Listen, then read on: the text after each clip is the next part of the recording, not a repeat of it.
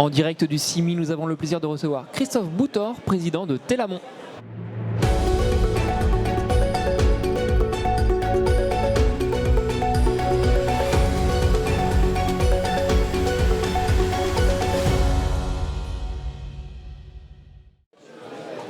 Christophe, bonjour. Bonjour. Merci beaucoup d'avoir accepté notre invitation aujourd'hui.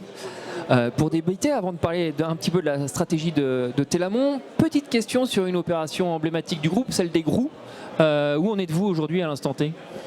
Alors j'y étais pas plus tard qu'hier avec les élus du territoire. On livre le campus d'Ingencia de 11 000 m², qui est un des plus gros campus de formation alternance en France tout début janvier. Les étudiants rentrent le 6 janvier. Donc là on est dans le dernier sprint, mais ça se passe relativement bien. Et on livrera l'ensemble du reste de l'opération, notamment toute la partie logement, social, LLI, accession, fin du premier trimestre. D'accord. Justement, j'allais vous interroger sur vos futures opérations à livrer là. Est-ce que vous pouvez en lister quelques-unes? Donc l'opération des GROU est la plus grosse opération qu'on va livrer en début d'année. On livre également la messagerie de Géodis à Brie-Comte-Robert de 20 000 m² mi-janvier. Donc c'est les deux plus grosses livraisons qui sont dans le pipe pour le début d'année. D'accord. Quel bilan faites-vous de l'exercice qui est sur le point de s'achever là? C'est un bilan plutôt positif pour le groupe. On est là où on pensait être. Donc on remplit nos objectifs opérationnels, financiers, dans un climat qui est plein d'incertitudes. Donc il faut beaucoup travailler, être lucide, être agile aussi. Comment? Agile aussi. Agile, bien gérer les risques, mais ça se passe relativement bien sur l'ensemble des métiers. En promotion logistique, on a vendu GLS, la messagerie de GLS au Coudray-Monceau fin juillet. On discute avec des investisseurs sur celle de Brie-Comte-Robert. Donc là, on voit que l'argent corps est en train de revenir sur la logistique avec beaucoup d'appétit, avec des prix qui sont un peu à la hausse. Sur le parc d'activité, on a pas mal d'opérations en développement. Je pense qu'on annoncera des démarrages au courant 2025. Donc ça se passe bien aussi.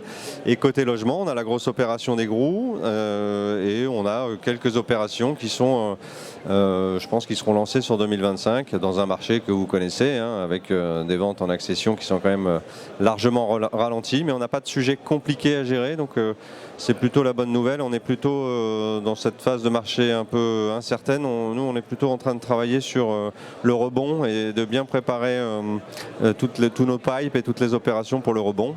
Et sur l'asset management, ça se passe aussi plutôt bien puisqu'on a un retour des investisseurs individuels cette fois. Donc on collecte pas mal sur notre SC Nao Logistique, distribué via les contrats d'assurance vie de Selentia. On a fait notre deuxième acquisition il y a quelques semaines du côté de Reims sur un immeuble logistique qui rentre parfaitement dans cette stratégie. Donc voilà, on est dans une phase de construction.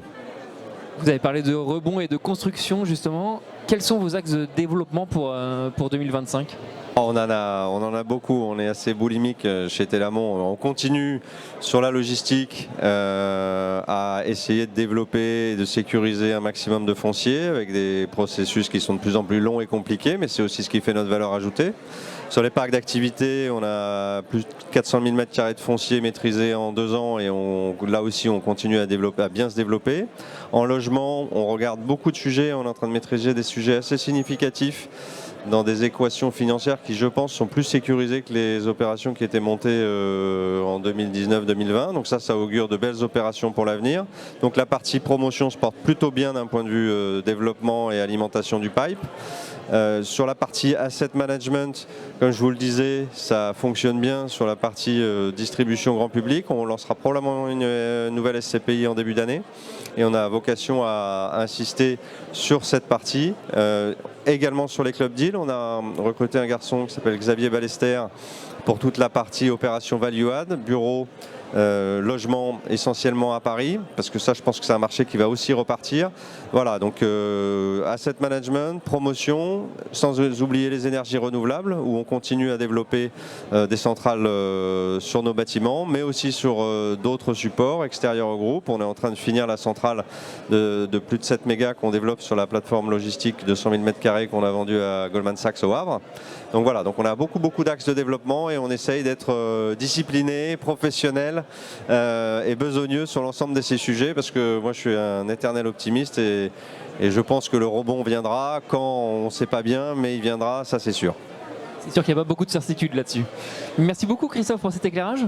Merci beaucoup, bon CIMI. Et à très vite pour une nouvelle émission.